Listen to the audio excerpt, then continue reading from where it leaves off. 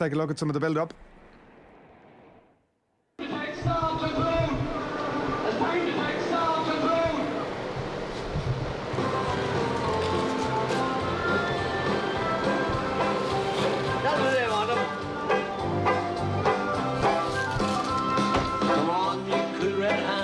With your dedicated fans, Pat's Milan has something to recall. Thy kingdom it did come, but their will it was not done. So we play mighty Mayo in Crook Park. Sing! I'm on your hands with your dedicated fans. Give us something special to remember. Show them all Ireland Day and blow Mayo away. I stand across the border in September. Not only is it the biggest day maybe in the GAA calendar, it's the biggest day in the Irish sporting calendar for many. And, you know, it's not every year Tyrone are in the All-Ireland final, and what it does do, it brings back memories of your own days playing, and, you know, how privileged we were, first of all, to get that opportunity to play. I know before me there's a lot of men put in so much effort and didn't get that opportunity. So, look, I know what the boys are going through, I know what it means to them, and, you know, just for anybody that's involved in the GAA up here, it's certainly special times, and we just have to make the most of it. We've lost one or two as well, and I know what that's like, so it's important we get over the line, but look, we didn't expect to be here in the first place, and we're enjoying the crack and the buzz that comes with the razzmatazz that comes with an All-Ireland final. And we'll let the boys knuckle down and get on with the hard work. We are standing now in the old cross of Arbo, the ancient ruins there beside us, the chapel, the old church. The cross you'll see as you're going back down again, 18 feet high. My back here's to the loch near, it's about 22 mile long by about 8 mile wide.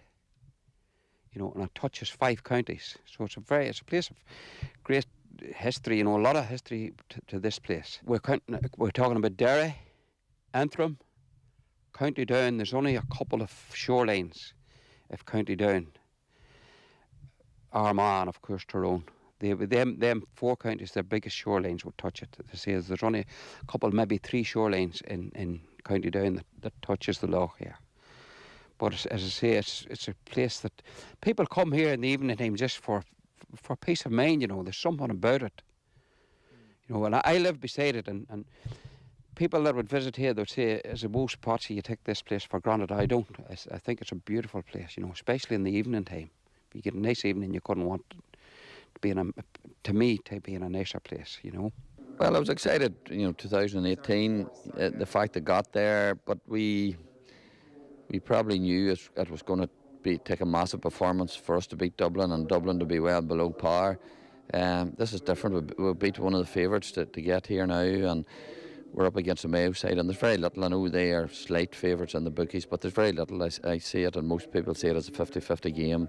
So you have a real possibility of winning it. So I suppose that is exciting, or, you know, from our point of view as well. It's going to be one hell of a final between Tyrone and mighty Mayo. If I could get my hands on a ticket, by God, I believe I would go.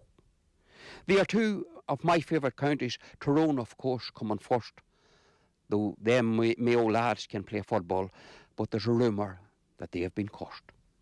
Oh, it's maybe only a rumour, and someone is spreading a lie.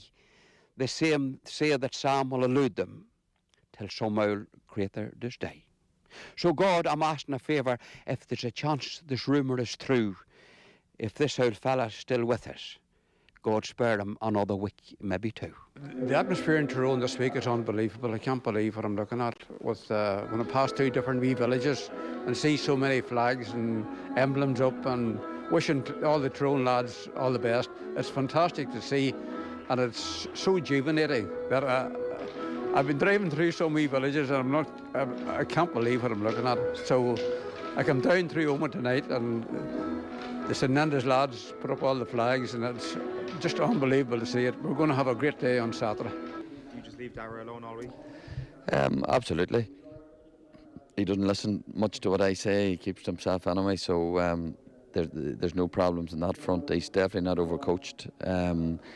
and he's in with a great setup. There's a lot of good coaches in the Tyrone setup at the minute, and there's a lot of instruction being given when they go to training sessions, so he doesn't need to listen to any more when he comes home. It's going to be tough opposition. Our boys will be put to the test. For those boys, they showed they're no slouchers, them buckos that come from the west. For the Dubs, they thought they'd roll over, but Mayo simply would not. 6 in a row as far as you'll go. You must be content with your lot. And there's not another team in the country could have done what them fellas did do. Defied all the odds and the bookies and conquered that army of blue. I'm very proud, and I'm very proud of Fergal Logan and Brian Dooher. They've done a fantastic job, and them only in the job a short time, but they have a lot of experience, and they've played great football themselves. So they have been round the mill several times, and they're great lads to lead a team. I would just love to be on the team. Now, our boys took care of the Kingdom. Another team that shouldn't be beat. Spillane needs to watch his blood pressure, for he's getting himself into a state. He's more concerned about COVID, who has a job, and the ones that have not. I swear the way he's behaving, the man, he's losing the plot. Now, he knows his stuff about football, but there's a wee fact he seems to forget. While Logan, for sure, is one couture, but his mate is a well-qualified vet. For he has our men on ball steroids. They're out grazing now as we speak. Forget about 70 minutes, them boys could run for a week. Now, if some of our players start mooing or growing wee horns in their head, Dooher's to blame. But it's all part of the game. It's all the strange food that they're fed. And our linguists are complaining about Morgan. His long kicks, why they're going so high, they think it's a shame during the game their pilots has refused for to fly. I've said from last week to now that I couldn't make my mind up regarding a winner. I don't see any between the sides. When you try and break down advantages and disadvantages, some teams have an advantage. One team has an advantage in one area, the other in the other. And besides, it's Mayo we're talking about, and they don't do anything in a straightforward manner. So if they're ahead by a few points going down the closing stretch, you can see them allowing Tyrone the opportunity to come back at them. And Tyrone haven't been good at closing out games. We struggle against Monaghan, we struggle against Kerry, we nearly let a 5-point lead slip. So I see a few big calls being made at the end, and there could be very little to separate them, and we might have to come back the following week to decide the winner. Come on, you red hands, where your dedicated fans. Dooher and Logan are our mighty men. We are up against Mayo. This is now the final show, for we're gonna bring the sun back home again. For we're gonna bring the sun back home again. But that's enough of the nonsense. A big flag now has to be made. The wife says she's got me a ticket and the bed and breakfast is paid. So we're heading off to Dublin. We're supporting Tyrone, as you know. And if we're beat, so we'll still celebrate with those gallant lads from Mayo. Come on, Tyrone.